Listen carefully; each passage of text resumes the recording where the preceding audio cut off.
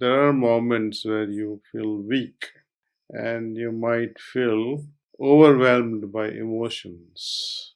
Before they burst and like a volcano coming out, before that happens, you can sit for a few minutes and clean.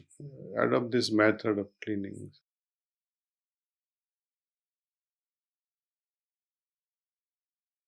What are we cleaning?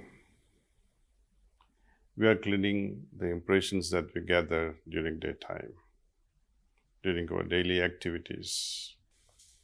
So what are these impressions? How do we anyway gather them? According to Newton, every action, in this case, psychologically, every thought or action has equal and opposite reaction. It may be true in the physical world. But when it comes to inner realms, the action that we perform need not have equal reaction to it. Either it may have zero reaction or it can respond with infinite potential, infinite amount of reaction to it. How? Suppose someone is passing towards whom you are attracted. It's a simple phenomena.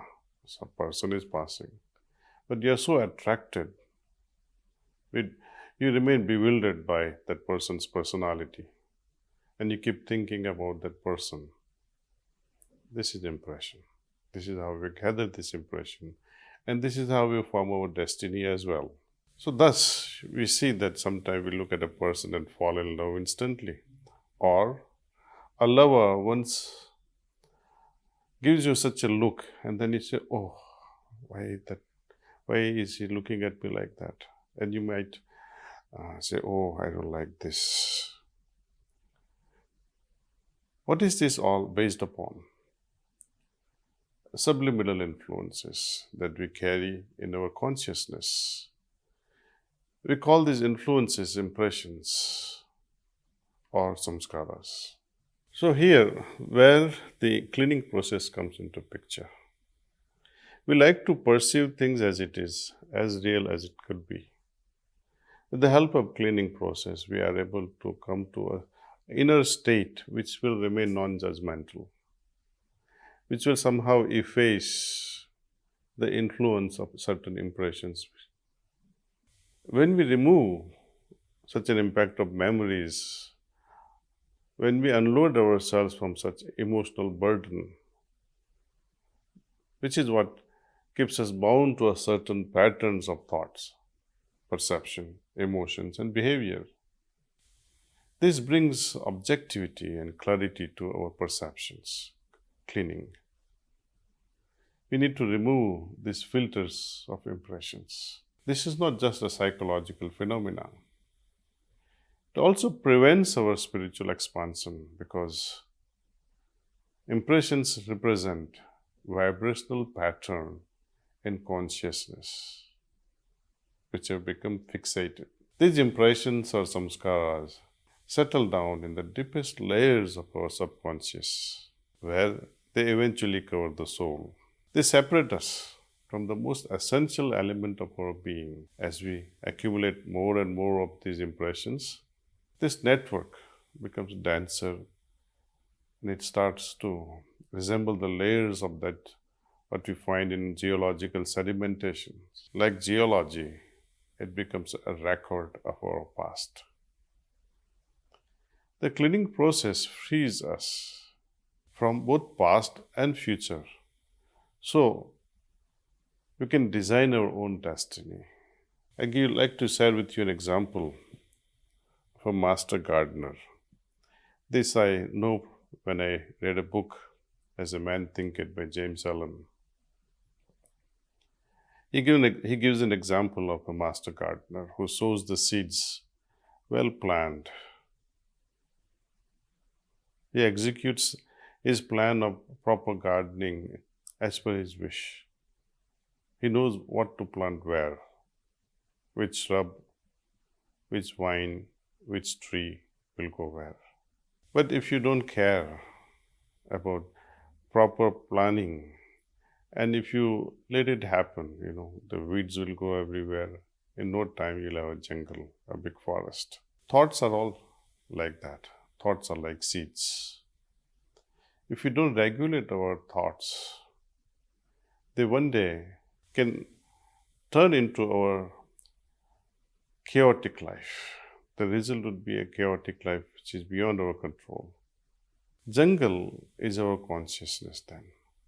There are conflicting ideas and conflicting emotions, desires, dislikes. Our inner environment becomes so complex.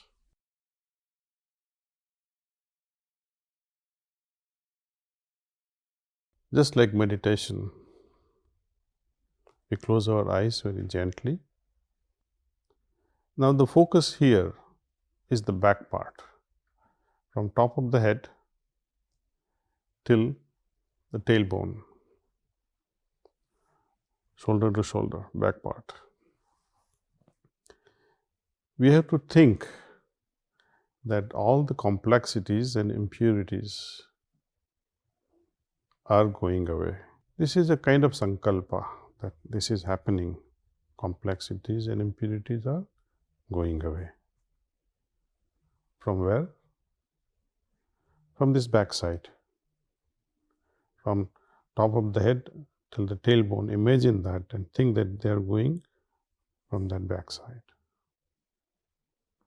And how? Think that they are going in the form of smoke. So, let us rethink this process, what we are doing. We are simply making a sankalpa or a suggestion that all complexities and impurities are going away from my backside in the form of smoke.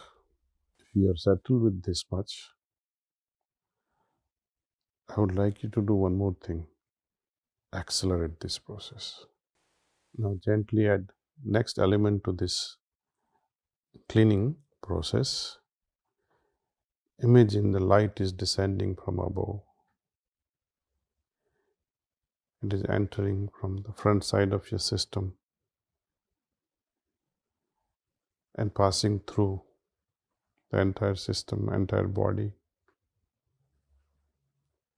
going out from the back side now, helping us remove these complexities and impurities. This light in turn is helping me fill up the vacuum left behind by the removal of complexities and impurities.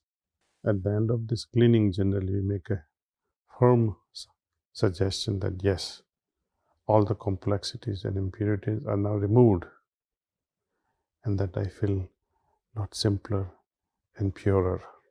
So, now you know how to do cleaning.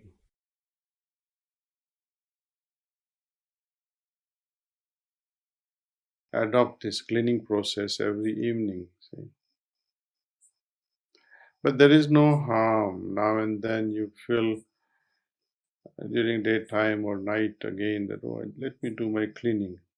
You can do it for a few minutes, 10 minutes, 15 minutes.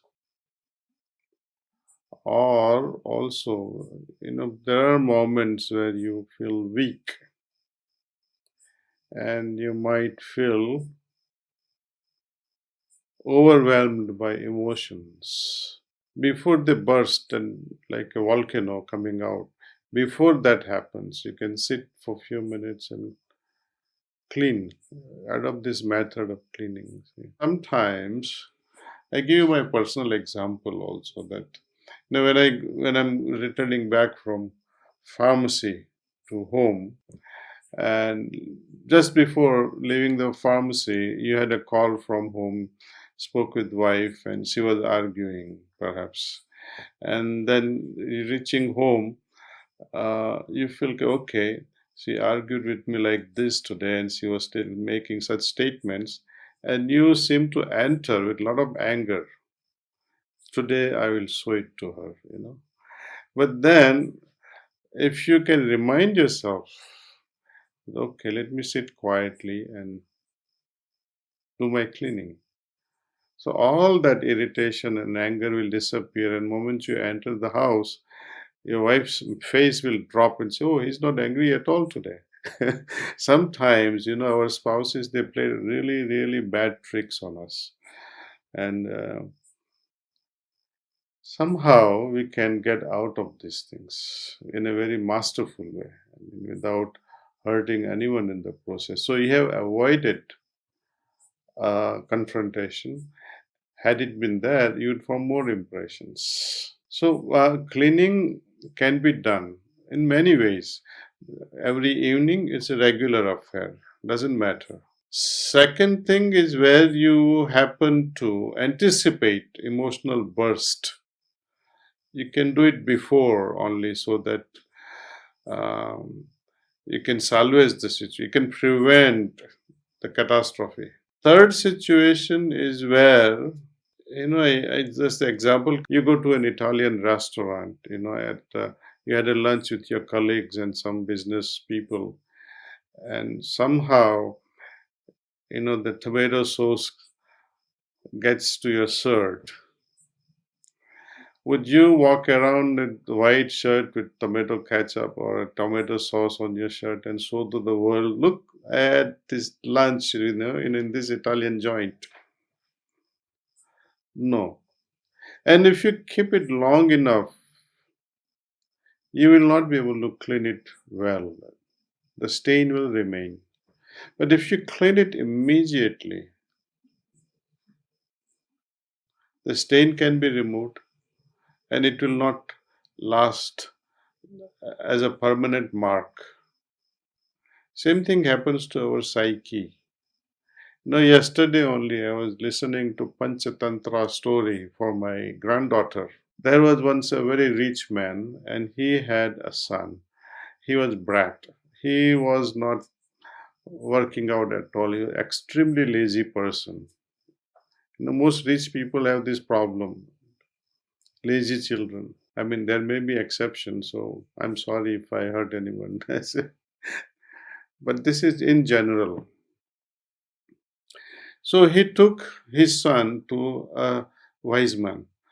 And this wise man says, "Okay, send your son to me. I will fix him up." So he did. Son goes to the wise man, and wise man says, "Okay, go lift this plant up, uproot it." It's a small shrub, so he could do it very easily. Then he sends it to a little bit more grown up tree. So why don't you pull this one out? He had difficulty pulling this one out. And he said, "Now you try your best." And he, whole day he almost spent. But finally, he was able to remove it from the roots. Third day, wise man tells his boy, "Pull out this tree," which was almost 50-year-old. The boy tried but couldn't. He couldn't succeed. Then the wise man asks him, "Does it make any sense to you?" He says, "Somehow I understand that the small plants I'm able to remove, but the big one I'm not able to remove." See? That's when wise man says to him, "Look, this has been there, this very sturdy tree whose roots are so deep. Like that, your habits have gone so deep inside that it's difficult to remove. So, if you have any bad habits, just coming in like fresh bad habit, cut it before it becomes a tree. Cut it while it is younger and manageable." It also means don't look into bad habits, because they can become your permanent weeds and will not let you personally grow. Now we try to remove weeds from our vegetable gardens. Why not this? We are trying to create a better spiritual garden for us and for our loved ones.